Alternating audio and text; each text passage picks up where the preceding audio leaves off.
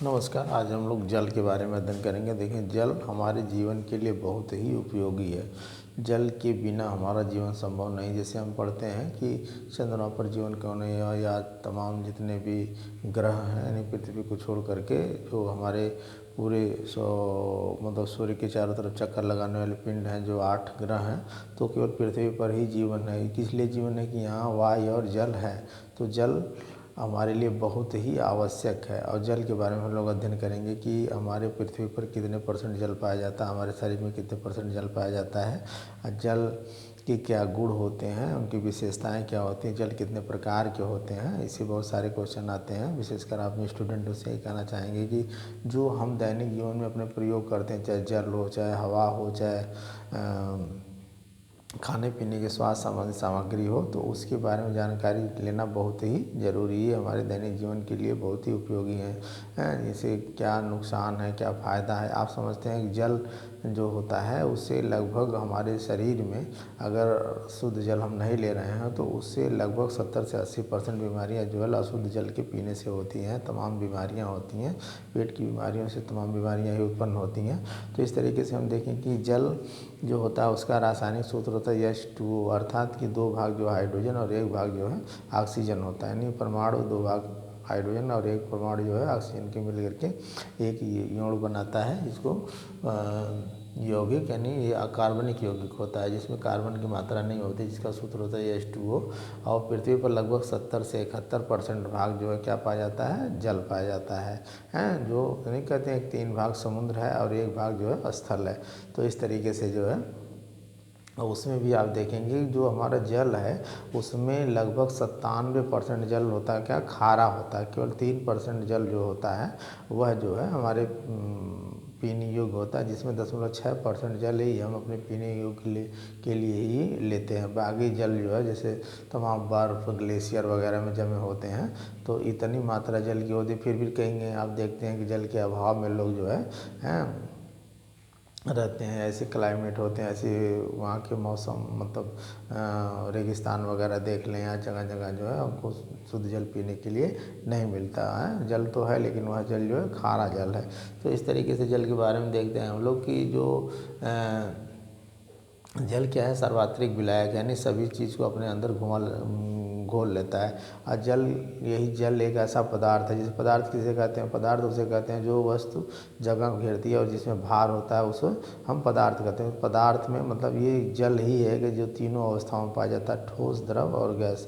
आप फ्रिज में रख देंगे पानी को तो वो ठोस हो जाएगा, फिर उसके बाद वो मतलब लिक्विड अवस्था में तो द्रव है ही है, फिर उसको उबालेंगे तो गैस बन करके उड़ जाएगा। तो ये तीनों अवस्था में पाया जाता है। और एक ऐसा पदार्थ है जैसे लाइट है, जिसमें भार नहीं होता, तो उसे हम पदार्थ तो कहेंगे, लेकिन वो चूँकि उसमें वो क्वालिटी नहीं होती, इसलिए लाइट को जो है पदार्थ की श्रेणी में नहीं कहा जा सकता। तो यहाँ हम तो जल के बारे में जान रहे हैं। तो जल को ये रंगहीन, गंधहीन और स्वादहीन होता है। और सार्वत्रिक विलायक जो होता है, जैसे जो पदार्थ अपने अंदर घुला लेता है, जैसे आप देखेंगे मतलब शक्कर को हो गया या नमक हो गया, अपने अंदर घोल लेता है, तो उसको हाइड्रोफिलिक जो है घुलनशील पदार्थ कहते हैं, हाइड्रोफिलिक कहते हैं। और वह पदार्थ जिसके उसमें नहीं घुल पाते, जैसे आप देखेंगे फैट वगैरह तेल है तो जल में नहीं घुल पाता, ऊपर आकर के तैरने लगता है, तो उसको हाइड्रोफोबिक कहते हैं।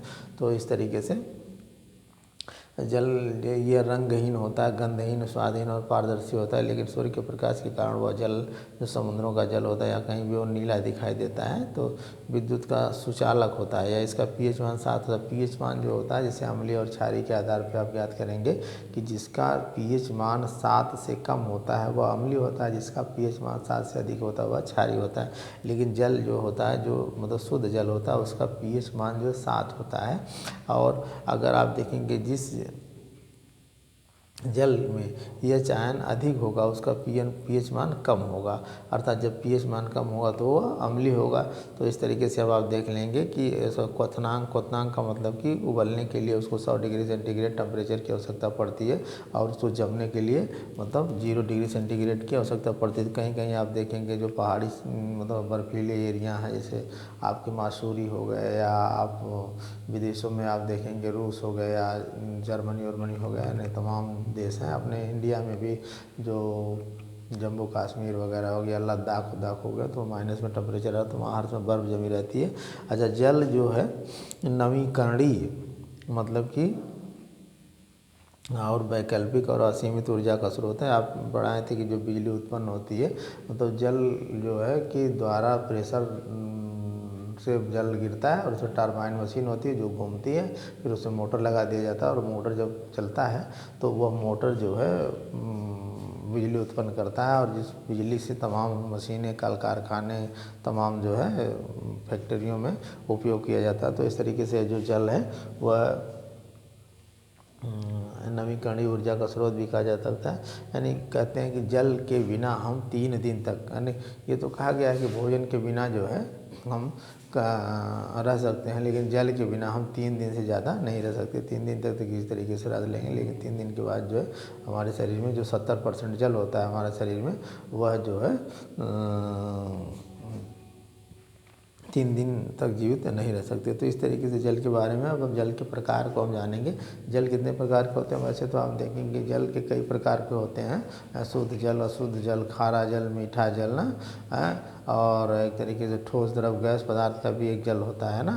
और तो लेकिन मुख्य रूप से हमारे जो जल होते हैं अशुद्ध जल, जिसे डिस्टिल वाटर कहते हैं, फिर उसके बाद मृद जल, सॉफ्ट वाटर कहते हैं जिसे पीने के उपयोग में लाते हैं, कठोर जल जिसे हार्ड वाटर कहते हैं, है ना, जो खारा होता है, भारी जल होता है, हैवी वाटर होता है जिसे मशीनों में प्रयोग किया जाता है। मतलब कि आप पढ़े होंगे कि जो समस्थानिक में मैंने केमिस्ट्री में आप लोगों को पढ़ाया था कि वो भारी जल होता है, ड्यूटेरियम, पोर्टियम, ड्यूटेरियम, ट्राइटियम में जो भारी जल होता है। तो यहाँ हम जल के प्रकार के बारे में थोड़ा सा देख लेते हैं। तो देखें आप जल के प्रकार में, जैसे पहले अशुद्ध जल है, अशुद्ध जल डिस्टिल वाटर है, वो प्योर H2O होता है, उसमें किसी प्रकार का और कोई जो है एलिमेंट नहीं होता, कोई तत्व नहीं होता, जैसे ना कोई सोडियम होता, ना पोटेशियम होता, ना मैग्नीशियम होता, ना कैल्शियम होता है। वो एकदम प्योर जो है सबसे शुद्ध जल होता है, जिसका ppm यानी पार्टिकल पर मिलीग्राम, यानी उसमें वो और कोई पार्टिकल नहीं रहता, जिसको उसका मात्रक होता है ppm, पार्टिकल पर मिलीग्राम, तो 0 होता है और सबसे शुद्ध होता है। अब प्राप्त कैसे किया जाता है? आसवन विधि द्वारा प्राप्त किया जाता है। आसवन विधि आप देखेंगे कि जैसे एक नीचे लैंप जला दिया जाता है और ये फ्लास्क टाइप के नली होती है, उसमें जल भर दिया जाता है और उसके बाद जो है इसको गर्म किया जाता है, तो जल यहाँ भाप बन करके उड़ता है और यहाँ कंडेंसर लगा दिया जाता है। जिस कंडेंसर का मतलब होता है कि ये भाप जा रही है और इसको यहाँ ठंडा करेगा, जब ठंडा करेगा तो ये जल के बूंदों में परिवर्तित हो जाएगी भाप, फिर उसके बाद ये बूंद बूंद बन करके यहाँ जाकर के इकट्ठा होगी, तो ये अशुद्ध जल नहीं, ये शुद्ध जल बन गया। कंडेंसर का मतलब आप देंगे किसी चीज़ पे जैसे कपड़ा लपेट करके फिर उसके पानी मार देंगे तो वो जो है धीरे धीरे वो भापें जो है ठंडी होकर के फिर पानी बन जाती हैं। तो उस तरीके से ये अशुद्ध जल बनाने की विधियाँ हैं। और उसका उपयोग कैसे किया जाता है? जो अशुद्ध जल देते हैं, बैटरी का पानी है, बैटरी का पानी एक तरीके का अशुद्ध जल है ना। और उसके बाद घाव धोने के लिए डॉक्टर वगैरह यूज करते हैं हॉस्पिटल वगैरह में जो है, क्योंकि उसमें कोई और एलिमेंट नहीं होता है, ना सोडियम होता है, ना पोटेशियम होता है, मैग्नीशियम, कैल्शियम कोई पदार्थ नहीं होता है, तो इन्फेक्शन होने का खतरा नहीं रहता है। दूसरी चीज़ है कि जैसे छोटे बच्चों को इंजेक्शन वगैरह लगाया जाता है जो दवाइयों में मिला करके, तो दवाइयाँ मिलती हैं और उसके साथ एक पानी का छोटी सी शीशी होती है, तो वो अशुद्ध जल यानी डिस्टिल वाटर होता है, उससे खींच करके इंजेक्शन से डॉक्टर फिर उसको पानी को उस दवा में मिला करके फिर हिला करके और उसके बाद जो है बच्चे को इंजेक्शन लगा देता है, तो वो भी अशुद्ध जल होता है, तो इसका ये प्रयोग होता है। दूसरी चीज़ है जो वर्षा का जल होता है, रेन वाटर होता है, उससे भी हम अशुद्ध जल कहते हैं। लेकिन होता क्या है कि अगर वर्षा का जल जो है वातावरण साफ हो, उसमें किसी प्रकार के धूल के कण ना हो, है एकदम आसमान साफ़ हो, तो वो जो जल वह बरसता है तो वह भी अशुद्ध जल होता है। लेकिन जैसे पहली बारिश होती है तो लोग मना करते हैं बच्चों को भीगने से या और लोगों को भीगने से, इसलिए कि जो हमारे वातावरण में तमाम गैसें हैं, विशेष करके कार्बन डाइऑक्साइड और ये सल्फर डाइऑक्साइड जो गैसें होती हैं यह बहुत हानिकारक होती हैं। एक तरीके से अम्लीय वर्षा नहीं कहते हैं कि अम्लीय वर्षा हो रही है, वर्षा भी कई प्रकार की होती है, जिसे आप जाग्रफी में पढ़ेंगे ना, संवहनी वर्षा, अम्लीय वर्षा, चक्रीय वर्षा, तमाम वर्षाएँ लगभग 7 प्रकार की होती हैं। तो जब अम्लीय वर्षा का मतलब कि सल्फर डाइऑक्साइड जो गैसें होती हैं वह भी पानी की बूंदों से मिल करके आती हैं और पहले बरसात में भीगने के लिए इसलिए मना किया जाता है कि भाई जब आप भीगेंगे तो वो भी सल्फर डाइऑक्साइड जो है ख़तरनाक होती है हमारे त्वचा के लिए, वो आएगी तो और उसकी वजह से हमारे शरीर में फोड़े फुंसी और तमाम प्रकार के त्वचा रोग संबंधी बीमारियां उत्पन्न हो जाएंगी, इसलिए लोग भीगने से मना करते हैं। तो ये धूल के कण और तमाम गैसों के संपर्क से वो पानी ऊपर से नीचे आता है और वो हमारे लिए हानिकारक होता है। अगर वही वो तमाम ये सब आसमान पूरा साफ़ हो, धूल के कण वगैरह ना हो, तो वो वर्षा का जल भी शुद्ध जल माना जाता है, जिसमें अगर वो बर्फ़ के टुकड़े कभी कभी नहीं गिरते जिसे बरौनी कहते हैं, इस तरीके से पता नहीं बर्फ़बारी होती है तो बर्फ़ को लोग इकट्ठा कर लेते हैं, शीशी में भर लेते हैं, उसके बाद जब कहीं चोट लग जाती है तो उसको धुलते हैं, साफ़ करते हैं, तो क्योंकि वो साफ़ अशुद्ध जल होता है तो इस तरीके से उसका भी उपयोग किया जाता है ना। इस तरीके से दूसरा है आपका मृदु जल का मतलब जो सॉफ्ट वाटर होता है जिसे हम पीने के रूप में उपयोग करते हैं। अब मृदु जल का जो है पीपीएम जो होता है आपका 0 से लेकर 60 मिलीग्राम प्रति लीटर होता है। नहीं, उसमें जो है आपके मृदु जल में जो है H2O होता है और भूमिगत जल विशेष करके होता है, जिससे हमारे हैंड पाइप से निकलता है, ट्यूबवेल से निकलता है, जिसे हम पीने के लिए उपयोग में लाते हैं। और इस तरीके से समरसेबुल आजकल लग गया है, हैंड पाइप लग गई है ना। पहले तो कुएं का उपयोग होता था, तो कुएं के द्वारा धीरे धीरे वाटर लेवल जो है इस तरीके से हुआ था। अब तो कुएं प्रतिबंध लग गया है, कुएं का पानी नहीं पीना है क्योंकि प्रदूषित हो रहा है कुआं। ये तमाम इतने प्रदूषण बढ़ गए हैं ना, अभी वाटर प्रदूषण भी आप लोगों को पढ़ाया जाएगा कि तो प्रदूषण के चैप्टर में। तो इस तरीके से ये साबुन के साथ झाग भी देता है जिसे हम पीते हैं। ये मृदु जल सॉफ्ट वाटर होता है जिसमें H2O के साथ सोडियम, कैल्शियम, मैग्नीशियम होता है। तीसरा आपका होता है समुद्र कठोर जल। कठोर जल क्या होता है? कठोर जल जो होता है जैसे समुद्र का जल होता है नहीं, और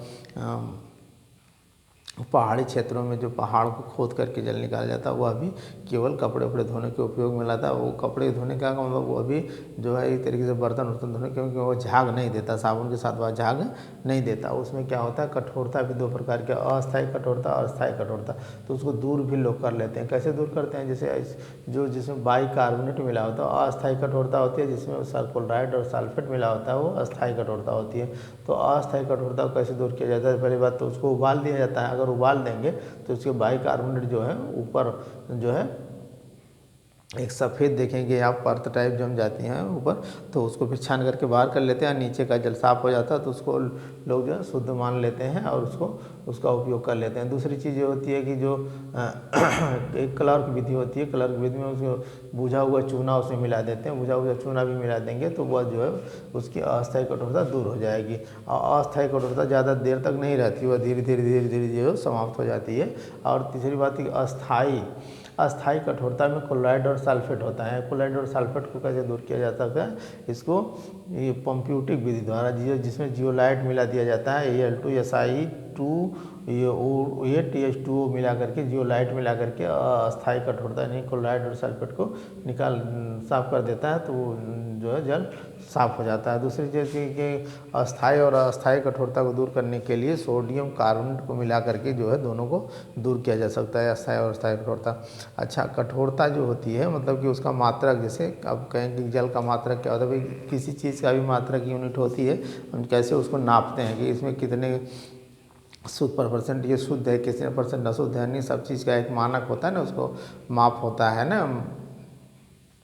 तो इसको ppm में मापा जाता है। लेकिन अधिकतर प्रयोग इसका किसमें किया जाता है? मिलीग्राम पर लीटर में किया जाता है। इसका मतलब ये होता है कि 1 लीटर में कितने मिलीग्राम उसमें जो है तत्व हैं, कितने में मिलीग्राम जैसे उसके एलिमेंट्स हैं, तत्व हैं। तो इस तरीके से सॉफ्ट वाटर होता है, उसको जब नापते हैं तो 0 से लेकर के 60 मिलीग्राम अगर एलिमेंट्स हैं 1 लीटर में तो उसको हम सॉफ्ट वाटर कहेंगे, और जब 60 से एबव हो जाते हैं तो उसको हम हार्ड वाटर कहते हैं। तो इस तरीके से जल के बारे में हम लोग आज जाने तो ये देख लेंगे कि जल हमारे जीवन के लिए बहुत ही उपयोगी है। जैसे